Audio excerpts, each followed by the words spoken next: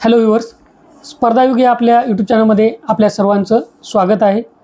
आज आपण या व्हिडिओमध्ये जे दादासाहेब फाळके अवॉर्ड अनाउन्स झालेले आहेत 2025चे, त्याच्याबद्दल आपण संपूर्ण माहिती पाहणार आहोत। आता हा 2025मध्ये अनाउन्स झालेला दादासाहेब फाळके पुरस्कार परवा दिवशी जे आपले नॅशनल फिल्म अवॉर्ड्स होतात, राष्ट्रीय चित्रपट पुरस्कार 71 जे होणार आहेत त्याच्यामध्ये देण्यात येणार आहे।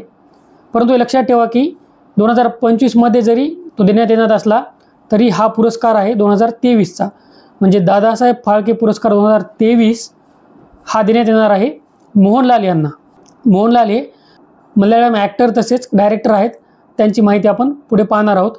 आपण या व्हिडिओमध्ये पाहूया दादासाहेब फाळके पुरस्कार काय आहेत, ते का देण्यात येतात, त्याच्यामध्ये पुरस्कारामध्ये किती रक्कम देण्यात येते, पहिला पुरस्कार कोणाला भेटलेला आहे, मरणोत्तर पुरस्कार कोणाला मिळालेले आहेत, आतापर्यंत मरणोत्तर पुरस्कार कोणाला मिळालेले आहेत, आतापर्यंत किती पुरस्कार देण्यात आलेले आहेत, मागच्या वर्षीचा पुरस्कार कोणाला मिळालेला आहे, ही सर्व माहिती आपण या व्हिडिओमध्ये पाहणार आहोत। त्याच्यानंतर आपण पाहूया मोहनलाल यांच्याविषयी बेसिक माहिती पाहूया, म्हणजे या व्हिडिओमध्ये दादासाहेब फाळके पुरस्कार जे आहेत त्याच्याबद्दलचे सर्व मुद्दे क्लिअर होणार आहेत। म्हणजे हा व्हिडिओ पाहिला की तुम्हाला दादासाहेब फाळके पुरस्काराबद्दल दुसरा व्हिडिओ पाहण्याची गरज नाही, म्हणजे हा व्हिडिओ तुम्ही सेव्ह करून ठेवू शकता। आणि दादासाहेब फाळके पुरस्कार हे सर्व परीक्षेसाठी महत्त्वाचे आहेत, त्यामुळे तुम्हाला हा व्हिडिओ पूर्ण पाहायचा आहे। आता आपण पाहूया दादासाहेब फाळके हे कोण होते। दादासाहेब फाळके हे भारतीय चित्रपटसृष्टीचे जनक आहेत, फादर ऑफ इंडियन सिनेमा आहेत। कशामुळे ते फादर ऑफ इंडियन सिनेमा आहेत? कारण त्यांनी पहिली फुल लेंथ फिल्म डायरेक्ट केली होती, राजा हरिश्चंद्र। 1913मध्ये ही फिल्म त्यांनी डायरेक्ट केलेली होती। आणि दादासाहेब फाळके पुरस्कार का दिले जातात, तर एखाद्या व्यक्तीचं भारतीय चित्रपटसृष्टीमध्ये त्याच्या विकासामध्ये काय योगदान आहे हे पाहून हे पुरस्कार दिले जातात। म्हणजे ज्या व्यक्तीचं भारतीय चित्रपटसृष्टीच्या विकासामध्ये मोठं योगदान असेल त्यांना हे पुरस्कार दिले जातात। आता पुरस्काराविषयी थोडी माहिती पाहूया। हे पुरस्कार 1969 या सालापासून देण्यास सुरुवात झालेली आहे। पहिला पुरस्कार हा देविका राणी यांना मिळालेला आहे। 17वे जे फिल्मफेअर अवॉर्ड झाले होते राष्ट्रीय चित्रपट पुरस्कार, त्याच्यामध्ये देविका राणी यांना हा अवॉर्ड देण्यात आलेला होता।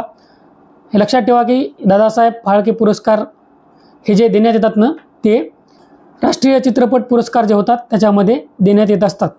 आणि आताचा जो 2025चा मोहनलाल यांना जाहीर झालेला आहे तो त्यांना परवा दिवशी जे 71वे चित्रपट पुरस्कार होतील त्याच्यामध्ये त्यांना देण्यात येईल। आतापर्यंत असे 54 पुरस्कार देण्यात आलेले आहेत। परवा दिवशी जेव्हा मोहनलाल यांना देण्यात येईल तेव्हा असे 55 पुरस्कार होतील हे टोटल। मरणोत्तर पुरस्काराविषयी बोलायचं झालं तर पहिला मरणोत्तर पुरस्कार 1971मध्ये पृथ्वीराज कपूर यांना देण्यात आलेला होता। आणि 2017मध्ये विनोद खन्ना यांना सुद्धा मरणोत्तर पुरस्कार पोस्ट्युमस अवॉर्ड देण्यात आलेला आहे। 2022चा पुरस्कार जो मागच्या वर्षी 2024मध्ये देण्यात आलेला होता तो मिथुन चक्रवर्ती यांना मिळालेला आहे। त्याच्या अगोदर जो पुरस्कार आहे तो वहिदा रहमान यांना मिळालेला आहे।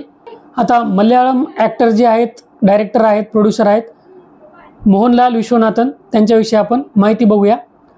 त्यांचा जन्म आहे तो 21 मे 1960ला झालेला आहे। केरळमध्ये त्यांचा जन्म झालेला आहे।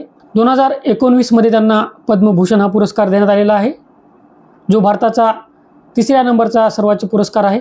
आणि एक महत्त्वाची गोष्ट लक्षात ठेवा, 2009मध्ये त्यांना आपल्या इंडियन आर्मीने लेफ्टनंट कर्नल म्हणून पदवी बहाल केलेली आहे। आणि अशी लेफ्टनंट कर्नल इंडियन आर्मीची पदवी, टेरिटोरियल इंडियन आर्मी जी आहे आपली तिची मिळवणारे ते पहिले भारतीय ॲक्टर आहेत, हे पण लक्षात ठेवा। पहिला चित्रपट त्यांनी 18 वर्ष वयाचे असताना केलेला होता, थिरानोत्तम म्हणून। परंतु हा पुरस्कार 1978मध्ये जरी शूट झालेला असला तरी याच्यामध्ये कॉन्ट्रोवर्सी आल्यामुळं 25 वर्ष हा चित्रपट प्रदर्शितच होऊ शकला नाही। मग आपल्याला इथं लक्षात ठेवायचं आहे की मोहनलाल यांचा ॲक्टिंग डेब्यू झाला या थिरानोत्तम चित्रपटापासून 1978च्या, परंतु प्रदर्शित न झाल्यामुळं यांचा स्क्रीन डेब्यू जो आहे, म्हणजे ॲक्च्युअली ते स्क्रीनवर चित्रपटामध्ये कधी दिसले तर 1980मध्ये दिसले आणि व्हिलन रोलमध्ये दिसले। त्या चित्रपटाचं नाव आहे बघा, हे स्क्रीनवर तुम्हाला दिसत आहे, मंजिल विरिंजा पुक्काल। मग आपल्याला दोन गोष्टी लक्षात ठेवायच्या आहे की मोहनलाल यांचा ॲक्टिंग डेब्यू जो आहे तो थिरानोत्तम या चित्रपटापासून झालेला आहे आणि त्यांचा स्क्रीन डेब्यू जो आहे आता डेब्यू म्हणजे काय, तर पहिल्यांदा तुम्ही जे काही समजा काम करत असाल तर त्याला डेब्यू म्हणायचं.